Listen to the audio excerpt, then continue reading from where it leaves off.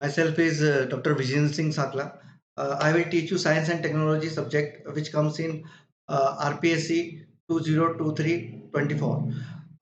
RPSC main exam में एक subject होता है प्री में और मेंस में साइंस एंड टेक्नोलॉजी उसको हम डिस्कस करेंगे उसको डिस्कस डिटेल में डिस्कस करने के लिए पहले I will discuss about myself my profile is doctor Vijendra Singh Sakla associate professor CTA Udaipur as a guest faculty. I'm working here. I've done my PhD in renewable energy engineering from CTA Udaipur. MTech in manufacturing system engineering, BTech in mechanical engineering. I have 14 years of teaching experience in various engineering colleges in Udaipur. I have worked on various academic posts like head and coordinators of various cells in engineering colleges. My PhD topic was design, develop, and performance evolution of solar biogas powered hybrid vapor depreciation system for dairy farmers. And it was funded by the TQ MHRD Delhi, India in 2016. Basically, according to my topic, I will detail this topic at this moment because this is very interesting topic.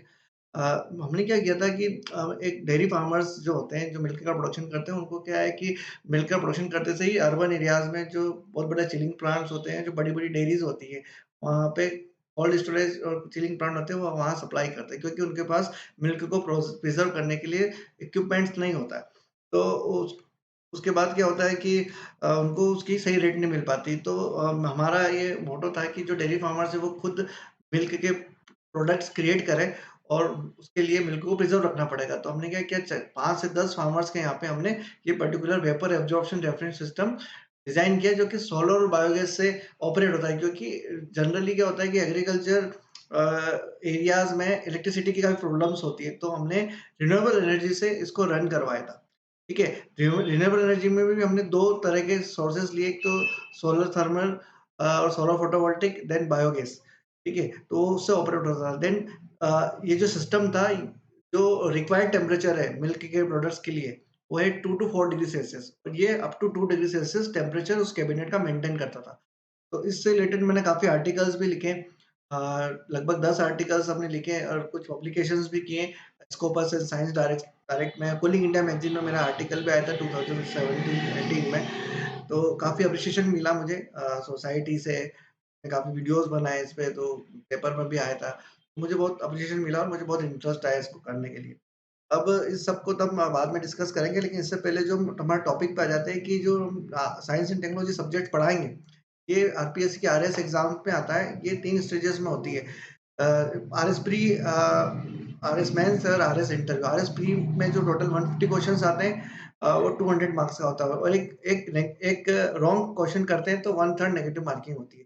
RS pre को जो qualify करते हैं students, वही RS mains में appear हो पाते हैं, वही आरएस मेंस दे पाते हैं। देन आरएस मेंस जो है वो टोटल 4 पेपर होते हैं इसमें और हर एक पेपर 200 मार्क्स का होता है। टोटल 800 मार्क्स का आरएस मेंस होता है। उसके साथ ही आरएस इंटरव्यू होता है, वो 100 मार्क्स का होता है।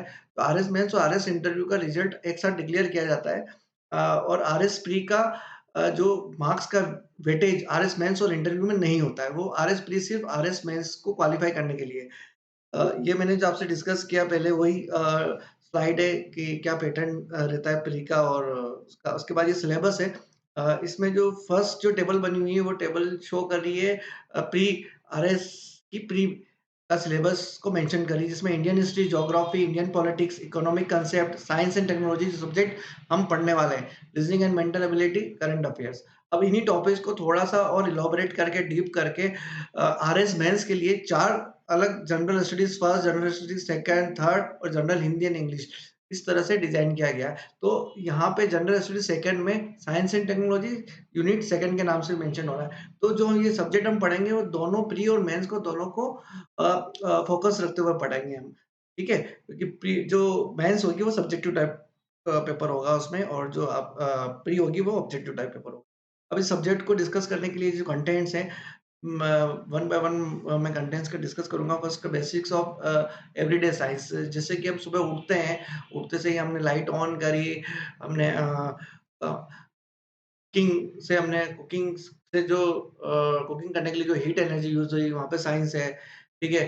देन ने वॉच देखी तो वहाँ साइंस है, देन मोबाइल फ़ोन यूज़ वहाँ साइंस है, ट्रांसपोर्टेशन यूज़ किया घर से बाहर निकलने के लिए तो वहाँ साइंस है, ऑफ़िस गए, स्कूल गए तो वहाँ पे हमने कंप्यूटर पे स्टडी करी तो वहाँ पे साइंस है, तो हमने कंप्यूटर पे वर्क किया या फिर कुछ भी हमने गैदरिंग करी तो गैदरिंग करने के लिए कोई न कोई हम गैजेट यूज़ करते हैं, तो वहाँ पे साइंस है।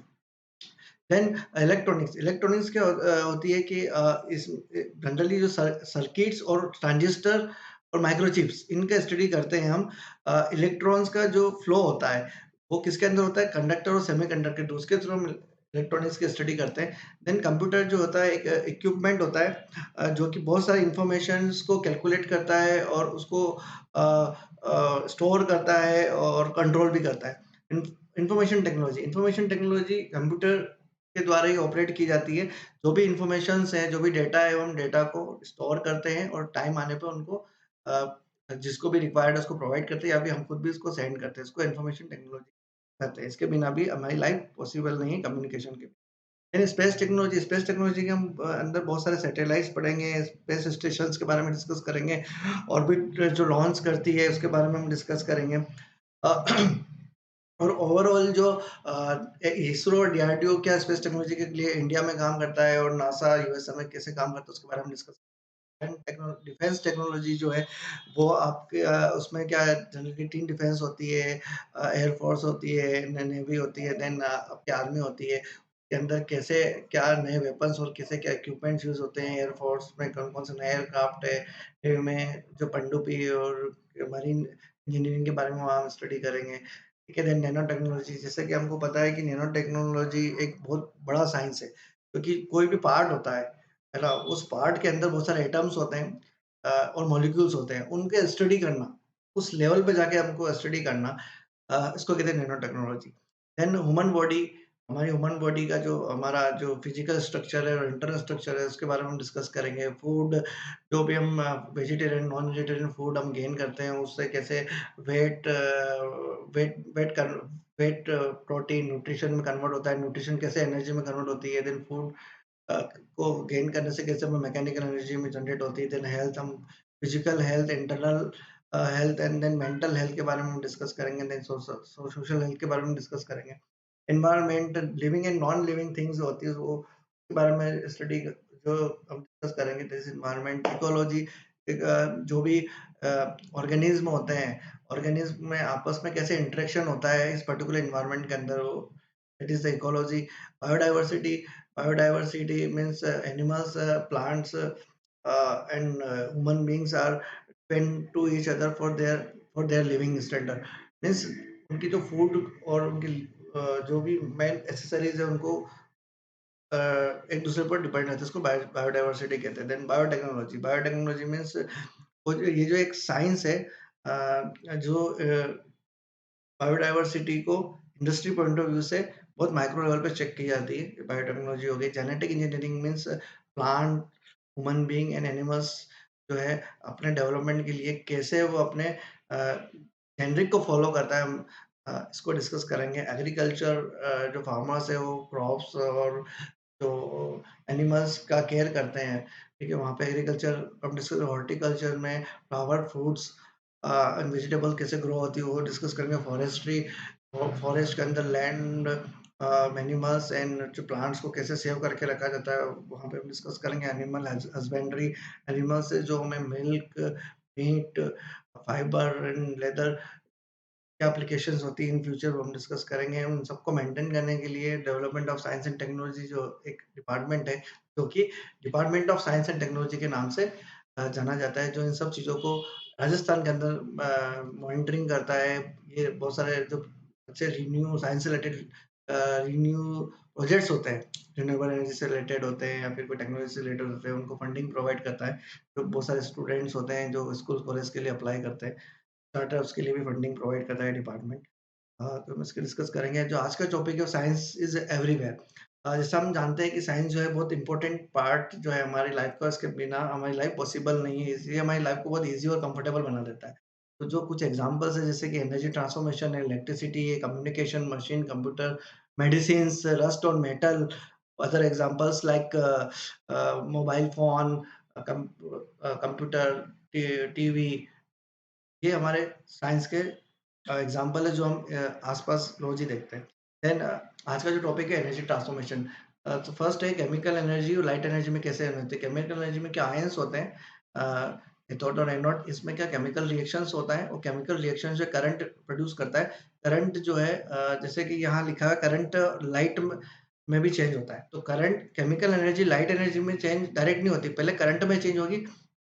तो करंट जो है उसकी प्रॉपर्टी होती है कि वो जैसे ही वो किसी मेटल को हीट करता है ना? वो मेटल शाइन करता है। तो वही कांसेप्ट यहाँ पे हमने यूज़ किया है केमिकल एनर्जी से लाइट एनर्जी में, या फिर इलेक्ट्रिक एनर्जी से लाइट एनर्जी में। थॉमस एडिसन ने यही एनालिसिस करके लाइट जो है हमें लाइट का इन्वेंशन किया। Then chemical energy mechanical energy में कैसे चेंज होती है? जो भी फ्यूल होता है लाइक पेट्रोल, डीज़ल या गैस हो, उसका कंबशन होता है। उस कंबशन से बहुत सारी हॉट गैसेस निकलती है, और वो केमिकल रिएक्शंस के कारण वहाँ पे जो बहुत सारी गैसेस प्रोड्यूस होती है, वो गैसेस जो है वो तो एग्ज़ॉस्ट के थ्रू बाहर निकल जाती है, लेकिन वो गैसेस जो है एक प्रेशर क्रिएट करती है जिससे एक्सपांशन होता है। एक्सपांशन से मैकेनिकल वर्क होता है, और मैकेनिकल वर्क से आपकी जो भी ऑटोमोबाइल व्हीकल्स है वो रन करते हैं। केमिकल प्रोसेस से मैकेनिकल एनर्जी कैसे होती है? एक एग्ज़ाम्पल है इसका फूड। फूड हम जो फूड गेन करते हैं वो सेल्युलर प्रोसेस होती है। सेल्युलर प्रोसेस में जो भी हमारा फूड होता है वो प्रोटीन, वेट, न्यूट्रिशन में चेंज होता है, देन वो उससे एनर्जी जनरेट होती है, वो एनर्जी हमको मैकेनिकल एनर्जी करने में जो है बहुत इम्पोर्टेंट है। Then next is electrical energy heat में कैसे चेंज होती है। इलेक्ट्रिक कोई भी करंट है उसको आप कंडक्टर में फ्लो करवा दो, तो वहाँ पे हीट जनरेट हो जाएगी। तो ये कांसेप्ट यूज़ होता है इलेक्ट्रिकल एनर्जी से heat energy. Light energy chemical energy में कैसे चेंज होगी? जो भी प्लांट्स हैं, हमको सबको पता है प्लांट जो है वो फोटोसिंथेसिस प्रोसेस करते हैं according to sun's energy. Sun's energy वो लाइट के फॉर्म में गेन करते हैं, और हमको ये भी पता है कि सन एनर्जी के साथ-साथ जो प्लांट्स हैं वो CO2 का CO2 जो है वो अपने अंदर जो है गेन करते हैं। तो CO2 और H2O दोनों मिलकर जो है वो क्या एक ग्लूकोज़ क्रिएट करते हैं। वो ग्लूकोज़ जो है वो फूड का काम करता है प्लांट्स के लिए। ठीक है? तो थैंक यू, आज के लिए इतना ही। आगे हम और भी स्टडी करेंगे। Thank you very much.